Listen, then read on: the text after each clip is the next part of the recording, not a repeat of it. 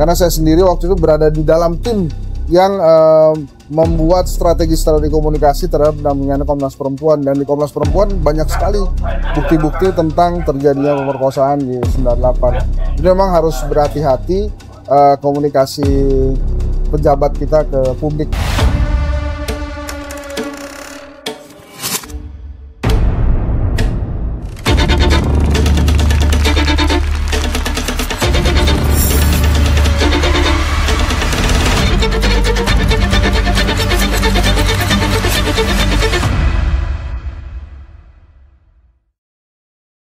Oke Bang, boleh Bang. Ini kan merupakan acara yang kedua ya, morning meeting kayak gini. Ini sekiranya tadi gimana jalannya acara? Ya sebetulnya kan acara ini terbuka ya untuk Ikatan Alumni Vkom Unpad. Kenapa kami katakan demikian? Karena memang jajaran para ahli komunikasi yang berada di dalam Ikatan Alumni Vkom Unpad ini, saya rasa juga ingin mengkomunikasikan hal-hal baik yang ada di Indonesia, dan yang paling penting adalah mengetahui secara langsung kondisi dari pejabat aslinya. Waktu itu kan yang pertama kita bicara tentang keuangan negara, penasihat Presiden Prabowo yang jadi pembicara, Prof. Bambang Brojonegoro. Kemarin kita bicara tentang Koperasi Merah Putih, sekarang kita bicara tentang Danantara. Semata-mata buat kita semua sih sebenarnya, buat Indonesia, tapi yang paling penting alumni Vkom Unpad itu mengetahui pesan intinya langsung dari sumbernya gitu, sehingga hal-hal bagus ini bisa kerap dikomunikasikan. Alumni Vkom Unpad macam-macam nih, ada dari Good News from Indonesia, ada Pak Yanwar memang yang bagus di event dan lain-lain. Jadi memang banyak hal yang kita bisa lakukan, tapi yang paling penting tadi kan kita mengetahui langkah-langkah Danantara. Vkom Unpad, Ikatan Alumni Vkom Unpad yang pertama mengajak masyarakat berdiskusi tentang kuartal pertama Danantara. Apa saja sih yang dilakukan oleh Danantara selama 4 bulan ini sejak dia diresmikan oleh Presiden Prabowo. Di awal-awal trust-nya sangat tough gitu ya. Ada pertanyaan berbagai hal, kenapa Himbara masuk Danantara dan lain-lain. Tapi hari ini kita mengetahui langkah-langkah positif yang telah dilakukan oleh Danantara di 4 bulan pertamanya. Jadi hal-hal positif itu ya harus kita gaungkan ya, supaya negara ini kan pasti butuh banyak dukungan dari rakyatnya untuk hal-hal baik. Kita tetap menjalankan fungsi kritis gitu ya, tapi kalau hal-hal baik ya why not kita juga sampaikan gitu. Jadi saya tetap kritis kok. Kedepannya mungkin akan misalnya bikin acara ini lagi, akan pembahasannya terkait ini aja atau isu lain mungkin juga? Akan ada isu-isu lain, tergantung dari nanti hype dan tren dan masukan dari alumni Vkom Unpad gitu, apa yang akan disampaikan ke depan, kemudian hal-hal baik lagi apa yang akan disampaikan ke depan. Yang jelas memang walaupun pada suatu saat nanti kita membuat event yang lebih kritis, tapi nggak ada mensreanya. Jadi artinya semuanya memang demi kemajuan negara. Kan negara juga butuh masukan-masukan kritis kan, nggak hanya pujian-pujian dan thank you gitu. Jadi itu yang tetap kita lakukan sih. Sudah? Boleh masuk isu lain? Boleh dong.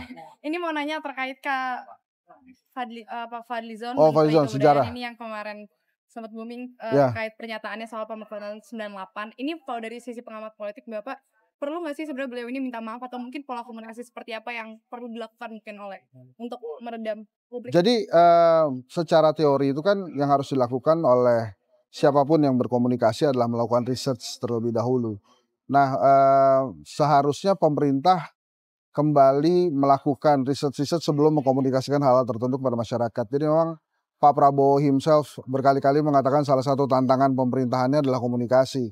Baru-baru saja ada komunikasi yang tidak dilakukan, akhirnya seperti berseteru antara Aceh dan Sumatera Utara. Nah hal ini kembali dilakukan oleh Pak Fadlizon. Jadi menurut saya dia perlu banyak mendapatkan masukan-masukan dulu sebelum berbicara ke publik. Mungkin agak lupa Pak Fadlizon tadinya fungsinya sebagai legislatif kemudian menjadi eksekutif gitu. Nah ini saya bicara sebagai Henry Satrio yang analis komunikasi politik dari Kaltikol.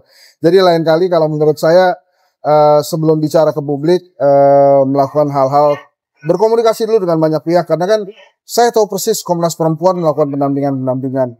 Karena saya sendiri waktu itu berada di dalam tim yang membuat strategi-strategi komunikasi terhadap pendampingan Komnas Perempuan, dan di Komnas Perempuan banyak sekali bukti-bukti tentang terjadinya pemerkosaan di 98. Jadi memang harus berhati-hati komunikasi pejabat kita ke publik.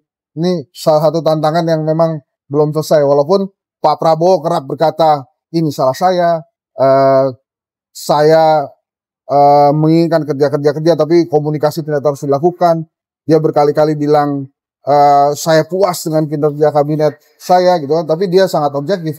Dia nilai pemerintahannya baru nilainya 6 gitu ya. Pasti kan dia ingin 7, 8, 9. Nah, kalau ingin 7, 8, 9, faktor komunikasi tidak boleh dianggap sebelah mata. Dia harus lebih tegas dan lebih clear dalam melakukan komunikasi. Tadi pertanyaannya apakah harus minta maaf? Kalau memang ternyata salah harusnya minta maaf. Tapi apakah pejabat kita berani minta maaf? Nah, itu kita tunggu aja. Karena kan pasti banyak sekali yang terluka ya terhadap pernyataan itu. Oke. Siap. Terima kasih banyak. Oke, terima kasih. Iya. Terima kasih banyak. Fikom 1. Ada beberapa pemret media massa, Kang. Ada Kang Arifin Asdat, kemudian ada Kang Nurjaman. Arifin Asdat itu Kumparan, Kang Nurjaman Indosiar, Kang Erwin Metro TV. Jadi ini macam-macam nih, Kang. Tapi saya mau kenalkan juga sekjen saya ini, Ivan Garda. Coba berdiri dong. Ivan Garda, kemudian ini anggota Dewan Pembina saya juga nih. Pengawas, Dewan Pengawas, Pak Yulian D. Darus. Benar ya? Saya sudah tukar. Kalau Ketua Dewan Pembina kita, Pak Pramono Anung, Kang Doni, Gubernur kita. Jadi teman-teman, terima kasih sudah hadir di acara kedua kita, Executive Breakfast Meeting. Sebelumnya kita dengan Pak Bambang Brojo, kemudian hari ini kita kedatangan Kang Doni Oskaria. Kang Doni di TV sama aslinya agak beda. Saya pikirkan orangnya kaku gitu ya, ternyata luas ketawa-ketawa. Bahkan ternyata sama juga kayak kita, seneng ngopi gitu. Jadi saya pikirkan, wah aduh nih kalau di TV kan, apalagi bila bersama Pak Prabowo itu kan kesannya, wah ini susah ini berkomunikasi susah. Dideketin, ternyata orangnya sangat ramah, baik sekali dan meluangkan waktu untuk kita semua. Jadi saya minta tepuk tangan yang meriah untuk Kang Doni, terima kasih banyak. Acara ini memang rutin kami lakukan, Kang Doni, dan banyak juga yang mengatakan, wah ini Henry Satrio ini sekarang mendukung pemerintah karena setiap kali bikin diskusi pandangan pemerintah tentang keuangan negara, Prof. Bambang Brojo waktu itu. Kemudian tentang Operasi Merah Putih, sekarang tentang Danantara. Ini belum kena aja nih Andre Darwis nih. Nanti ngomongin juga beberapa program tentang pemerintah, karena menurut saya visi saya itu kan membuat alumni dan Sivitas Akademika Fikom bahagia, Kang.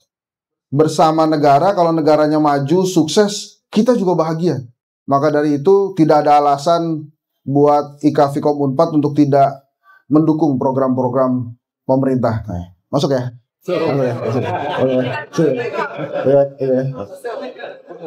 Ada good news from Indonesia. Jadi nggak boleh memberikan masukan-masukan kritis, good news terus.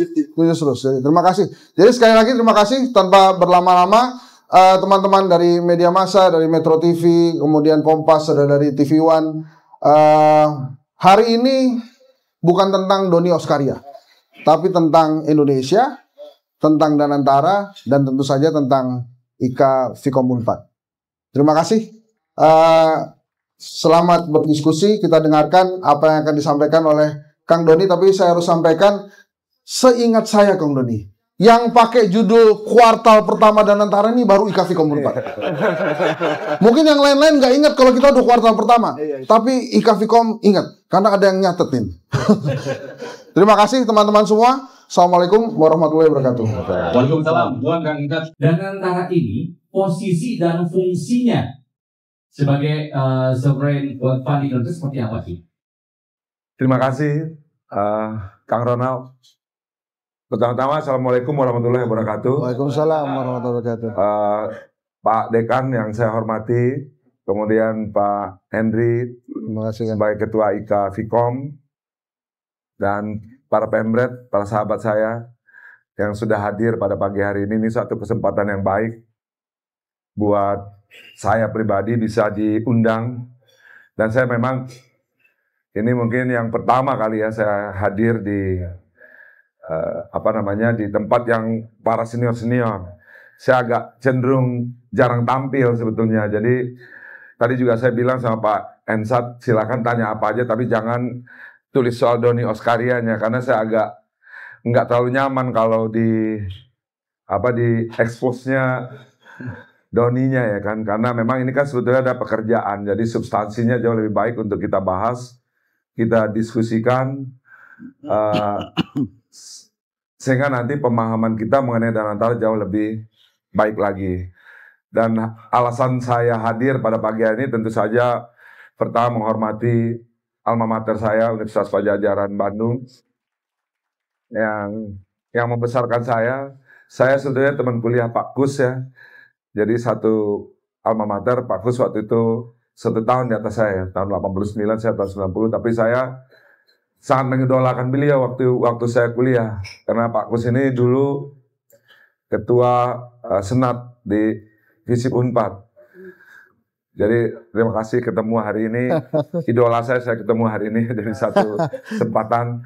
Dan yang penting adalah selain karena saya alumni Unpad, saya bertemu dengan para pakar komunikasi yang tentu saja bahwa Danantara itu butuh disosialisasikan, butuh dikomunikasikan kepada publik sehingga pemahamannya menjadi jelas.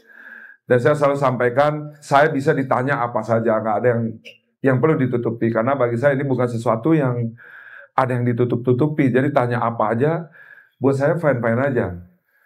Karena memang ini sesuatu yang bagus yang harus kita komunikasikan dengan baik.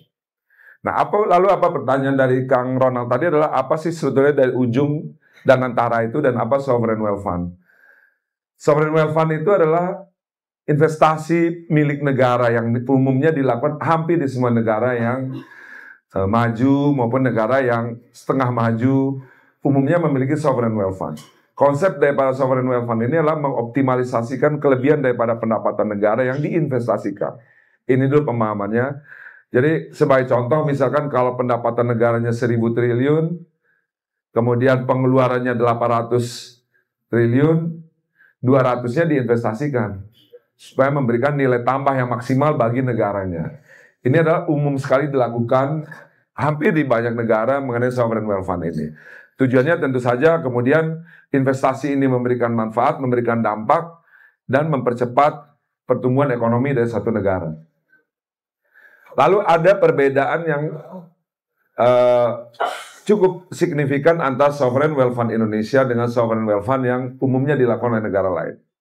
Kita hampir sama dengan waktu Temasek berdiri, yaitu Sovereign Wealth Fund kita adalah State-Owned Enterprise-Based Sovereign Wealth Fund. Dengan demikian pemahaman kita menjadi clear bahwa kalau yang lain itu adalah kelebihan daripada APBN-nya diinvestasikan, kalau kita adalah State-Owned Enterprise-Based Sovereign Wealth Fund. Ini dilakukan sebelumnya oleh Temasek. Temasek juga melakukan ini, mengkonsolidasikan BUMN-BUMN-nya, kemudian return-nya kemudian diinvestasikan. Jadi pemahamannya adalah return-nya yang diinvestasikan. Ini penting sekali kita sampaikan bahwa banyak persepsi orang kan, oh kalau gitu masuk Danantara nanti Bank Mandirinya diambil uangnya diinvestasikan. Kemudian BRI diambil uangnya diinvestasikan, satu. Ada lagi yang bilang bahwa, oh kalau gitu nanti dijaminkan. Banknya dijaminkan, nanti uang kita gimana? Atau perusahaan-perusahaan BUMN-nya dijaminkan untuk diinvestasikan. Ini keliru. Ya, jadi yang pertama adalah yang diinvestasikan adalah return daripada pengelolaan BUMN-nya. Jadi dengan demikian very clear bahwa esensi daripada Sovereign Wealth Fund kita adalah pengelolaan BUMN-nya. Karena itu target awal kita adalah bagaimana kemudian pengelolaan BUMN kita menjadi lebih proper, provisional, transparan, akuntabel, dan juga memberikan result yang baik. Nah ini artinya kalau teman-teman nanti dari sisi Vkom ataupun teman-teman wartawan melihat, nilailah keberhasilan tentu nomor satu dari keberhasilan pengelolaan BUMN-nya. Tadi kita bilang bahwa state-owned enterprise-based sovereign wealth fund. Lalu tahapan apa yang kita lakukan dan apa perbedaan pengelolaan BUMN sekarang dan pengelolaan BUMN sebelumnya? Sebetulnya cita-cita mengenai konsolidasi BUMN ini sudah dimulai dari zamannya Pak Tandri Abeng. Ini kita harus paham dulu, nanti apa hubungannya dengan hari ini. Karena kan terjadi perdebatan waktu itu yang luar biasa ya. Dari zaman Pak Tandri Abeng itu sudah berpikir bahwa kalau ini tidak dikonsolidasikan dalam satu entity, ini BUMN kita is going nowhere. Dia nggak akan pergi kemana-mana. Dia akan jalan di tempat dan bahkan bukan maju, ada beberapa yang mundur, walaupun tidak semuanya. Nanti saya kasih beberapa contoh. Nah, kenapa demikian? Karena dulu BUMN ini adalah milik daripada Kementerian Keuangan. Kementerian BUMN, kebetulan saya sebagai wakil menterinya, itu hanya punya kuasa pengelolaan melalui PP. Jadi pemerintah menerbitkan peraturan pemerintah, pengelolaan BUMN diberikan kepada Kementerian BUMN, tapi bukan sebagai ownership. Lalu apa akibatnya? Karena dia milik Kementerian Keuangan, seluruh dividen daripada BUMN penghasilan ini larilah kepada Kementerian Keuangan dan masuk sebagai penumpang fiskal kita di APBN kita. Kurang lebih sebelumnya itu ya nggak terlalu besar, kemudian di zaman Pak Erick Thohir itu bisa meningkat cukup signifikan menjadi 68 triliun setorannya. Tahun ini kita di APBN kita awalnya 98 triliun, tapi kami berhasil mendeliver tahun ini itu 150 triliun dividen yang kami berikan kepada pemerintah. Jadi ini dulu bahwa ini jarinya kepada Kementerian Keuangan. Lalu karena dia satu-satu itu silo-silo, jadi teman-teman jadi paham sekarang bahwa itu silo-silo. Nggak ada hubungan sama sekali antara, kebetulan di sini ada Pupuk, ada Telkomsel yang labanya besar. Tapi kan satu sisi ada juga perusahaan karya yang tidak mampu membayar gaji karyawannya.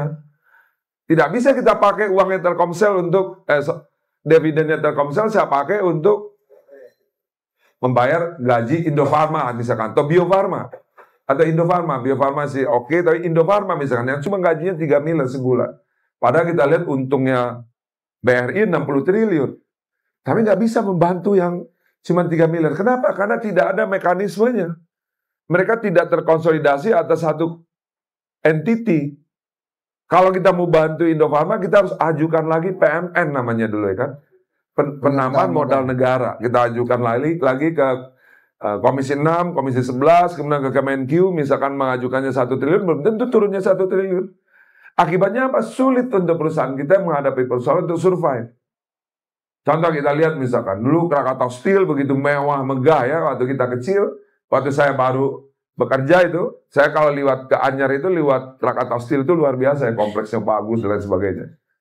Sehingga menginspirasi kita untuk menjadi pegawai di situ. Tapi hari ini, setelah kali saya jadi Wamen BUMN, saya datang ke situ, kondisinya menyedihkan ya. Karyawan dari 20.000 tinggal 800, aset sudah banyak yang dilepas dijual. Kenapa? Karena nggak ada mekanisme untuk membantu mereka selain mereka mencoba untuk berjuang sendiri dengan menjual aset-aset mereka untuk survive. Sehingga dulu kita dengar ada Jakarta Lloyd hari ini jadi apa? Masuk dalam list kita untuk ditutup. Ya. Akibat tidak ada mekanisme tadi. Sementara kita bisa mengklaim satu perusahaan kita untungnya puluhan triliun. Sehingga tidak terjadi pertumbuhan yang signifikan di dalam pengelolaan BUMN. Bukan karena pengelolaannya, tapi karena memang mekanisme dan sistemnya tidak dibentuk sebagai sesuatu yang terkonsolidasi. Ini yang zaman sebelum adanya Danantara. Lalu apa bedanya dengan Danantara? Kemudian pemerintah membentuklah Danantara, Badan Pengelola Investasi Danantara atau Indonesian Sovereign Wealth Fund. Ini perlu juga saya sampaikan bahwa di dalam Danantara itu ada 2 super holding, ada 2 PT, bentuknya adalah badan usaha. Nomor 1 namanya adalah Danantara Asset Management, Danantara Asset Management dan Danantara Investment Management. Nanti juga saya jelaskan kenapa ini dibikin 2. Danantara Asset Management itulah yang memiliki seluruh BUMN kita. Namanya kemudian BUMN-BUMN ini diimbrengkan, dimasukkan ke dalam Danantara Asset Management, terkonsolidasi di dalam satu PT. Danantara Asset Management itu memiliki seluruh BUMN kita. Saya sebetulnya adalah CEO Danantara Asset Management. Saya adalah direktur utama yang mengelola seluruh BUMN kita, namanya Danantara Asset Management sebagai direktur utama. Tetapi saya merangkap sebagai COO pada Danantara Badan Pengelola Investasi Danantara. Karena itu memang Mas Pandu juga gitu, dia CEO di Danantara Investment Management. Jadi sebetulnya operatingnya itu ada di dua ini. Kenapa dibuat dua? Supaya kekhawatiran yang tadi masyarakat pikirkan akan tercampurnya risiko itu tidak terjadi. Tidak ada urusannya kegagalan investasi dengan pengelolaan BUMN. Jadi kita jadi paham sekarang, jadi tidak ada tuh urusannya antara investasinya Mas Pandu dengan Bank Mandiri. Bank Mandiri itu di dalam Danantara Asset Management. Yang berinvestasi itu adalah Danantara Investment Management. Dua-duanya milik Badan Pengelola Investasi Danantara. Ini dari awal sudah kita desain untuk menghindari terjadinya pencampuran risiko. Ya, jadi dari awal itu sudah kita pikirkan bagaimana supaya ini tidak terjadi seperti 1MDB yang ditakutkan orang dan lain sebagainya. Enggak ada hubungannya.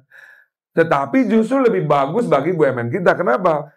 Sekarang itu dividennya itu ditarik ke dalam Danantara Asset Management yang dengan mudah saya bisa membantu kesulitan dan memikirkan roadmap pengembangan daripada BUMN-BUMN kita.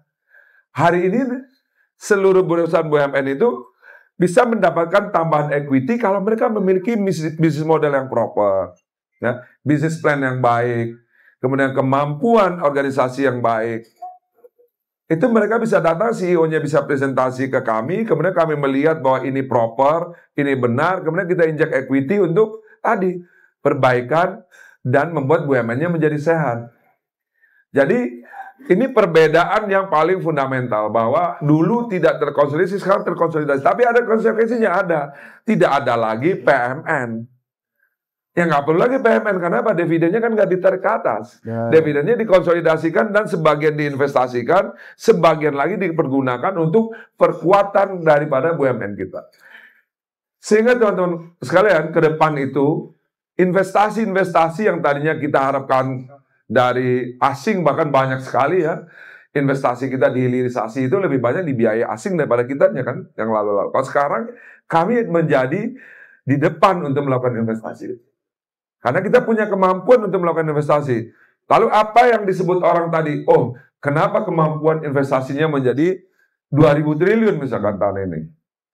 Logikanya secara financial, kalau dia punya repayment capacity 170 triliun setiap tahun yang saya garanti dari pengelolaan BUMN-nya, saya punya kontrak. Dengan saya diberikan pengelolaan BUMN, saya harus mampu mendeliver dividen kepada pemerintah dalam bentuk tadi kepada Danantara Investment Management. Dengan 170 triliun secara konsep keuangan itu merupakan repayment capacity daripada Danantara Investment Management. Dia mampu meleverage. Jadi pemahaman leverage itu adalah bukan perusahaannya yang dileverage, tetapi repayment capacity-nya inilah yang kemudian dileverage. Saudara-saudara bisa nggak minjemin saya uang? Jaminannya saya punya income setiap tahun 170 triliun dari sini. Dengan demikian itu satu model. Model lainnya kita juga bisa membuat co-fund, ya. Kita bisa bikin fund bersama dengan para sovereign wealth fund lainnya untuk melakukan investasi. Kita bisa juga melakukan project financing dan lain sebagainya. Sehingga kemampuan daripada perusahaan kita ke depan dan antara ke depan itu sangat luar biasa di dalam memberikan investasi kepada Indonesia. Ini yang sebelumnya tidak ada, saudara sekalian. Dulu yang 170 triliun ini atau 98 ini habis untuk penumpang APBN. Sekarang kita investasikan sebagai repayment capacity. Lalu tentu pertanyaannya, negara rugi dong 198 triliun, yaitu ada shortage di dalam APBN-nya. In the short term, saya bilang iya. Tetapi in the long run, 3 tahun kita bilang bahwa pendapatan negara jauh 2 kali lipat lebih besar daripada setoran dividennya. Dalam bentuk apa? Pajak yang diberikan oleh investasi yang kita lakukan. Employment yang kita berikan di dalam investasi yang kita lakukan. Jadi impact-nya hari ini saja, BUMN itu memberikan kontribusi 25% dari total APBN kita. Jumlah setoran pajak, dividen, PNBP yang diberikan oleh BUMN setiap tahun, teman-teman sekalian, itu kurang lebih 500 triliun. 500 sampai 600 triliun. Kedepannya dengan Danantara kemudian memiliki kemampuan untuk berinvestasi, tentu pendapatan pajak pemerintah jauh akan lebih meningkat dan membuka lapangan pekerjaan dan memberikan dampak ekonomi yang cukup signifikan. Jadi ini gambaran awal mengenai bedanya apa dan antara dengan pengelolaan BUMN sebelumnya. Jadi lebih jelas mungkin bagi masyarakat bahwa ini jauh lebih baik dan memang akan dikelola secara proper dan profesional.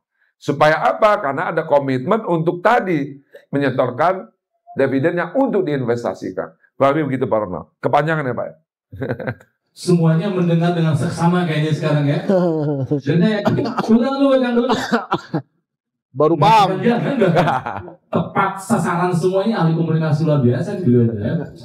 Saya yakin di kepala udah mulai banyak. Mau nanya tahan dulu ya. Yang mau bertanya diskusi nanti boleh.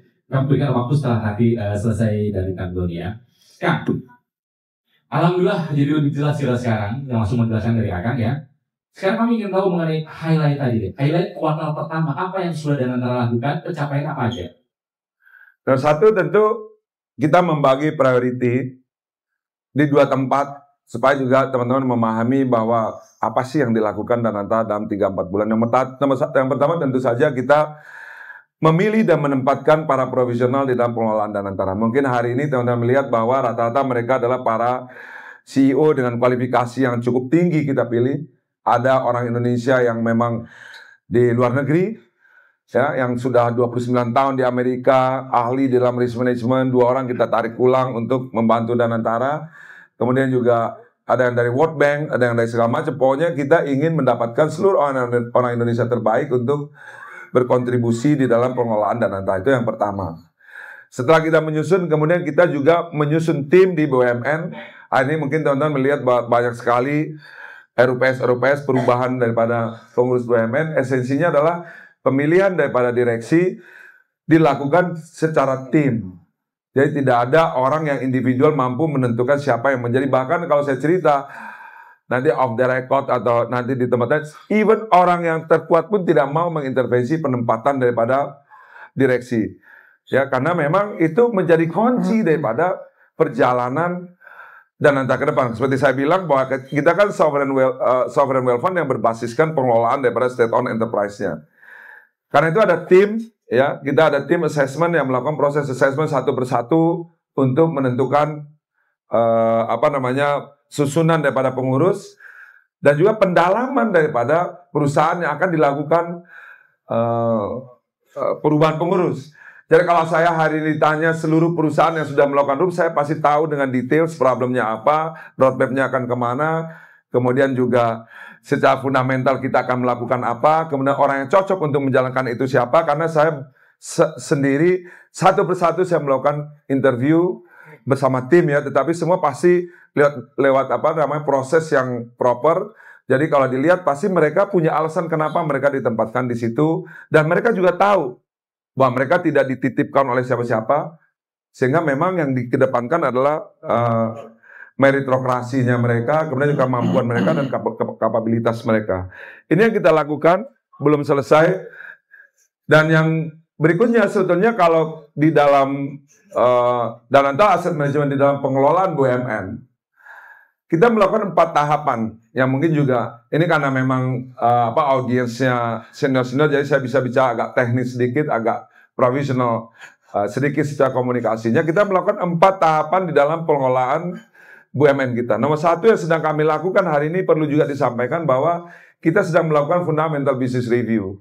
Fundamental business review ini adalah 3 approach yang kita lakukan. Yang pertama adalah melakukan industrial analisisnya. Sebetulnya perusahaan ini secara industri dia masih growth atau enggak, kemudian berapa sih sizingnya kita, kemudian juga potensial growth-nya berapa, apakah kita layak untuk masuk di situ, eksis situ atau tidak, ini kita lakukan. Kemudian untuk yang keduanya kita juga melakukan kompetitor analisis, siapa kompetitor kita, market share-nya seperti apa, bisnis modelnya seperti apa, kemudian bisnis prosesnya seperti apa juga kompetitor kita. Yang ketiga, kita melakukan juga internal capability study-nya. Kita lihat di perusahaan kita itu kapabilitasnya seperti apa, cukup mampu apa enggak, kompetitif atau enggak, orangnya oke atau enggak, bisnis modelnya oke atau enggak, finansialnya oke atau enggak. Semua kita kaji, kita masukkan ke dalam matriks.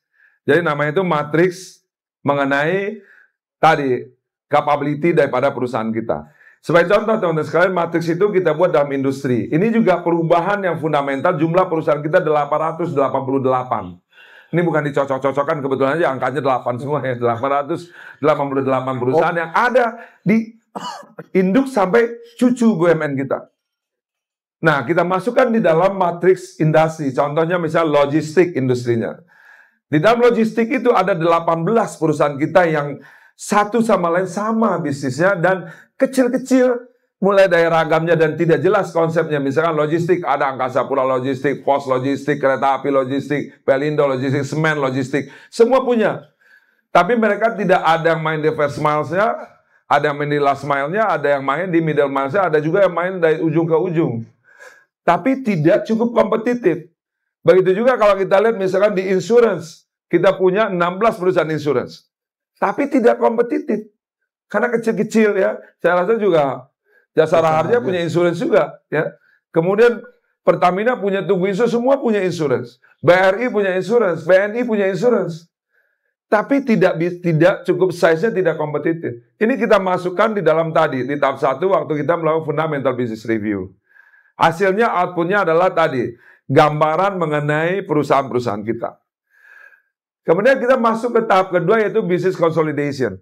Kita melakukan pengkonsolidasian daripada bisnis kita tadi. Yang tadinya tadi logistiknya ada 18, nanti menjadi satu perusahaan logistik yang size-nya cukup besar, kompetitif, ya, mampu bersaing, kemudian juga memberikan nilai tambah yang signifikan buat Danantara.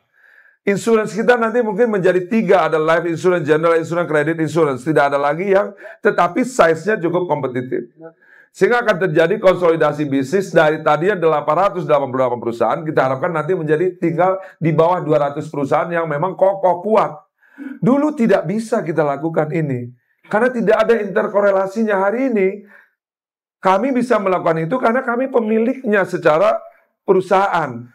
Kita cukup dengan melakukan merger and acquisition di antara perusahaan kita. Bahkan kita bisa melakukan penarikan modal, memindahkan. Contohnya misalkan, kita punya 130 hotel yang tersebar di berbagai macam perusahaan yang juga tidak dikelola secara profesional. Nanti kita akan tarik hotel-hotel itu menjadi satu holding hotel, sehingga kita menjadi operator hotel nomor 2 terbesar di Indonesia. Ini sebagai salah satu contoh.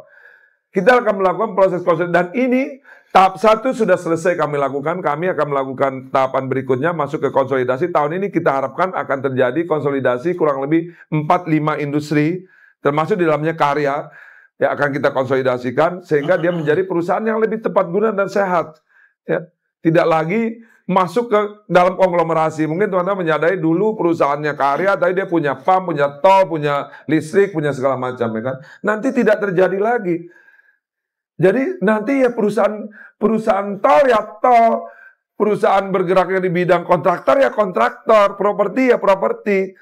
Nah, ini akan terjadi proses yang signifikan dan luar biasa di dalam tata kelola perusahaan-perusahaan kita ke depan. Tahapan ketiganya kita melakukan tadi, menulis ulang roadmap bisnis model dan revenue stream daripada masing-masing perusahaan ini, termasuk KPI-nya. Ini juga sudah kita lakukan, mulai melihat bahwa waktu kita melakukan proses fundamental business review, at the same time kita melakukan juga mulai menuliskan kurang lebih roadmap-nya ke depan seperti apa, dan lain sebagainya. Nah, karena itulah teman-teman sekalian, dan terakhir sekali tahapan keempat yang kita harapkan tahun kelima, kita mulai mengidentifikasi untuk memberikan value creation-nya apa, mana yang akan kita privatize, mana yang akan kita hold.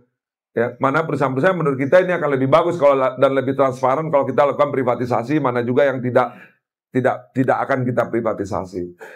Nah, karena itulah teman-teman sekalian, penentuan daripada pengelola perusahaan itu menjadi sangat penting. Inilah yang kami menghabiskan waktu untuk melakukan pemilihan ya para personel yang akan merunning perusahaan-perusahaan ini ke depan. Ini yang kita lakukan di sisi Danantara Asset Management. Di sisi Danantara Investment Management, kita sudah melakukan mulai dari penentuan industri yang akan kita invest. Ya, analisa terhadap investasi itu impact-nya seperti apa, parameter apa yang menjadi parameter untuk kita berinvestasi. Kemudian juga melakukan SOP dalam manajemen risiko dan lain sebagainya. Ini sudah kita lakukan sehingga harapannya Juli RKAP kita akan disetujui, akan kita ajukan ke DPR, kemudian nanti ke Kementerian BUMN dan kepada Presiden. Setelah RKAP itu disetujui, kita mulai masuk ke mulai melakukan pekerjaan sesuai dengan preparasi yang sudah kita siapkan hari ini. Jadi kurang lebih dalam 3 bulan ini kita sudah melakukan banyak sekali. Sebetulnya kalau saya kebetulan memang suka di kantor ya, saya tidak terlalu suka keluar. Jadi kalau ke kantor saya itu sehari saya mungkin dari makan pagi di kantor, makan siang di kantor, makan malam di kantor. Saya lebih enjoy melakukan review satu persatu perusahaan, ketemu dengan para CEO-nya, kemudian berdiskusi, membangun roadmap, menginterview. Saya lebih suka menghabiskan waktu saya karena memang tugas saya seperti itu. Sementara kan kalau Pak Pandu kan lebih investment, jadi beliau lebih banyak mencari partner dan lain sebagainya. Jadi ini adalah kerja bagi saya, ini sebuah, saya selalu bicara sama teman-teman, ini juga perlu saya sampaikan buat teman-teman yang di Danantara. Saya selalu sampaikan sama mereka bahwa kita harus mensyukuri dua hal. Yang pertama adalah mensyukuri takdir kita. Saya bilang sama mereka. Kenapa? Bayangkan bahwa dari zaman Pak Tandir Habeng sudah bercita-cita mewujudkan melakukan ini. Kemudian Bu Rini berniat melakukan super holding. Pak Erik sudah membuat undang-undang BUMN. Tetapi semua itu terwujud ketika di zaman kita ini kan bukan sebuah sesuatu yang patut kita syukuri. Artinya ini sebuah takdir yang memang jatuh di tangan kita. Bukan sesuatu yang kita euforia, membangga-banggakan dan menjadi satu kehebatan menurut saya. Tetapi ini sebuah takdir yang harus kita jalankan dengan penuh tanggung jawab. Satu. Yang kedua, saya bilang sama mereka bahwa kita wajib mensyukuri juga di samping takdir ini kesempatan juga buat kita meninggalkan sebuah legacy. Karena pilihannya cuma dua, nggak ada pilihan lain bagi para orang yang ada di Danantara hari ini. Apakah dia akan meninggalkan nama baik dan meninggalkan perusahaan-perusahaan ini sebagai perusahaan-perusahaan yang hebat ke depannya untuk generasi berikutnya, atau dia akan mencatatkan namanya sebagai orang yang akan menghancurkan BUMN. Jadi bagi kami tidak ada kompromi terhadap pekerjaan ini. Nggak ada kata-kata untuk kalau perlu 24 jam ya 24 jam kita lakukan, kita kerjakan. Kalau kita harus bekerja pagi, tidak ada Sabtu Minggu. Jadi kalau saya dan Pak Rosan itu Sabtu Minggu itu udah nggak ada. Sabtu Minggu dipanggil, minta Sabtu ditelepon. Padahal nih kita lagi ini dipanggil, Minggu dipanggil. Buat saya itu suatu ini kan bukan pilihan, tetapi ada satu takdir yang harus kita jalankan sebaik mungkin untuk meninggalkan sesuatu yang baik untuk sovereign wealth fund kita ke depan. Kurang lebih begitu. Kepanjang lagi ya. No, so good. Bentar lagi oke ya. Menurut saya. Berarti kalau misalnya dari penjelasan tadi, saya bisa melihat bahwa ini ujung-ujungnya adalah ketahanan ekonomi nasional. Ya kan ya? Jadi peran utamanya sebetulnya juga adalah peran untuk ketahanan ekonomi nasional. Sebetulnya targetnya apa sih kan? Target dari Danantara itu sendiri sebetulnya. Setuju dengan tadi yang disampaikan oleh Kang Ronald, bahwa ini sebetulnya adalah kita harapkan adalah lokomotif bagi pertumbuhan ekonomi Indonesia ke depan. Bisa dibayangkan kalau kita kemudian dulu tergantung investasi banyak aspek-aspek yang bisa kita investasikan, tapi kita tidak punya kemampuan. Kemudian juga kita selalu dibandingkan dengan Vietnam, ya, dengan negara lain yang kemudian bukan berarti kita tidak butuh modal asing, penanaman modal asing, tetapi ada sektor-sektor yang mestinya dengan kemampuan kita sendiri kita bisa lakukan. Nah, dengan adanya Danantara, kemudian kita mulai memilih investasi yang akan kita lakukan. Tentu sektor-sektor yang menurut kita memiliki impact. Ini juga perlu kami komunikasikan bahwa selalu ada dua dampak yang akan kita review di dalam investasi yang kita lakukan. Bahwa memang secara undang-undang, itu sangat jelas bahwa Danantara beroperasi secara komersial. Itu jelas bahwa tidak ada penugasan negara. Tetapi di dalam undang-undang itu dijelaskan setiap penugasan yang diberikan oleh negara wajib dibiayai oleh negara. Ini adalah proteksi terhadap investment yang akan dilakukan oleh Danantara. Tetapi sebagai cita-cita bahwa Danantara ini adalah sebagai engine of growth, ya, tentu kita tetap memasukkan parameter investasi kita atas dua hal. Di samping financial impact yang kita hitung, return on investment-nya, atau secara komersial kita lakukan perhitungan. Yang kedua adalah dampak ekonomi dan pembukaan lapangan pekerjaan yang kita berikan kepada rakyat Indonesia. Bagaimanapun kan kita tidak selalu harus, misalkan contoh, ini industri, IRR-nya cuma 7% misalkan, tetapi dampaknya, employment-nya lebih dari puluhan ribu orang misalkan. Pasti parameter ini juga kami masukkan di dalam skenario investasi yang kita lakukan.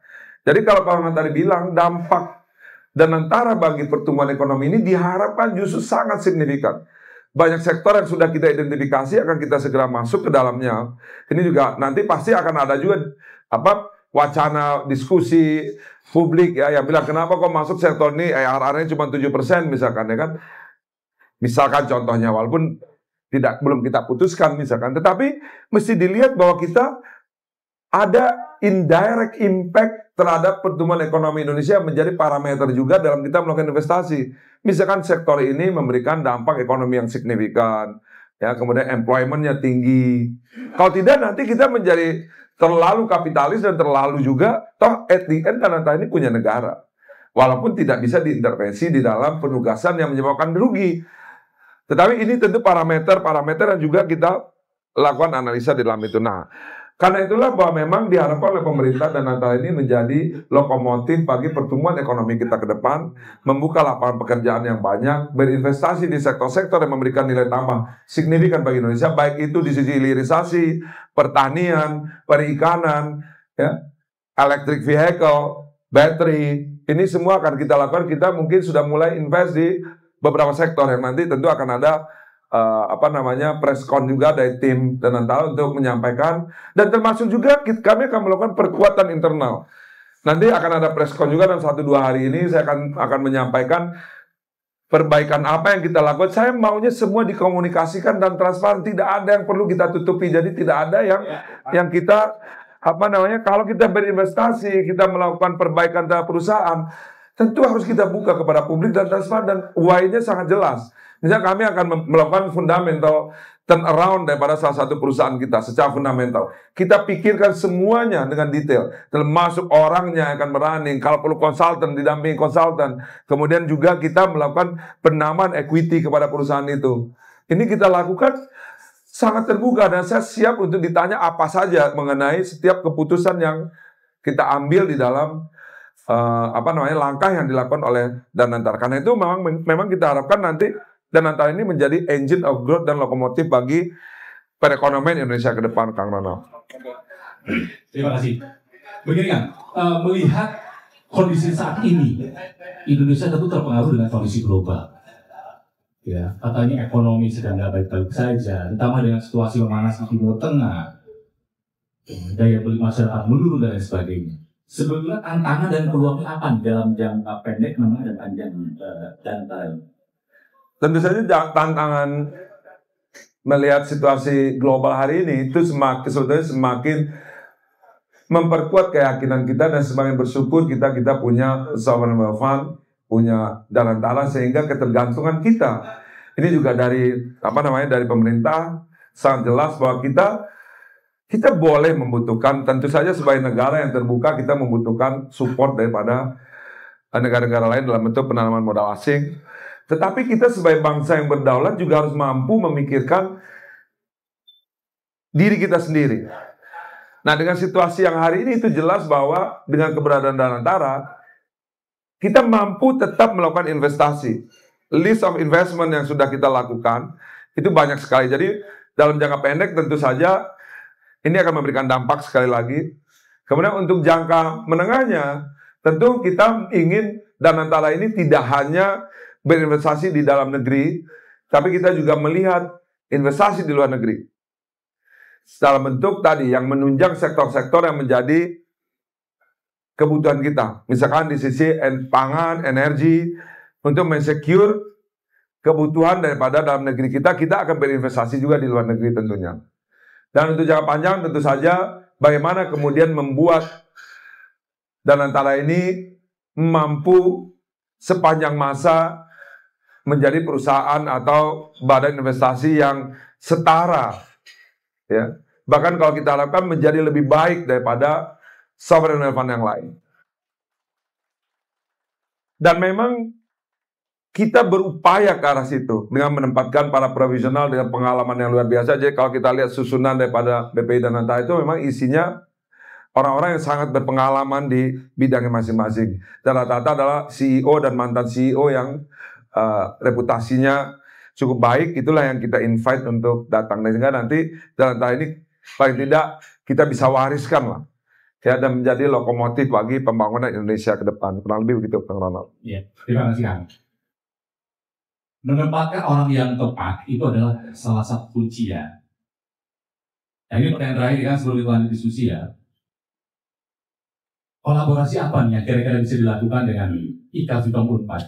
Karena saya kira di sini juga banyak orang-orang yang punya kompetensi di bidang. Sebetulnya banyak sekali. Jadi saya berusaha untuk terbuka sama semua orang. Memang sebetulnya tidak mudah untuk mendapatkan resources untuk menjadi pengurus di dalam perusahaan BUMN.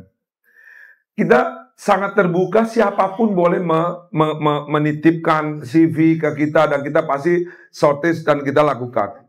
Kesulitannya ada dua, Kang Ronald. Yang pertama adalah banyak CEO-CEO di perusahaan swasta, begitu kita invite, datang, sudah segala macam, mereka masih ada takut untuk bekerja di BUMN. Ya. Bahkan ada juga, ya kebetulan juga alumni Unpad gitu, ya bukan karena Unpadnya, tetapi dia seorang global directors yang sangat strong, yang saya sangat terinspirasi dengan dia juga, bahwa ini adalah orang yang sangat bagus, kita invite untuk jadi direktur di salah satu perusahaan terbesar BUMN. Dia nggak mau. Susah saya bujuk, saya sampai escalate ke atasannya, ke bosnya untuk bilang bahwa ini tugas negara untuk dia coba masuk. Tapi ada yang kita berhasil, ada yang enggak. Ada juga kita dapat juga kebetulan alumni Unpad, dia CEO Coca-Cola, dia bergabung dengan sekarang dengan Semen Indonesia. Itu juga kita berupaya untuk susah payah juga saya untuk membujuk untuk bisa melakukan turnaround terhadap Semen Indonesia, karena Semen Indonesia itu sales turunnya sangat signifikan dari tahun ke tahun, dari laba kita sebelum 5 triliun menjadi 800 miliar, sehingga kita membutuhkan satu proses turnaround yang luar biasa, termasuk di sisi sales, kemudian juga di sisi bisnis prosesnya, organizationnya, sehingga kita menempatkan banyak sekali orang-orang bagus ya di tempat itu ya. Nah, ini juga jadi kita terbuka karena pada intinya kan kita ingin BUMN ini terbuka untuk seluruh orang-orang terbaik di Indonesia, para profesional, termasuk juga IKA Vkom. Ya, saya tahu banyak teman-teman di Vkom yang berkarir juga di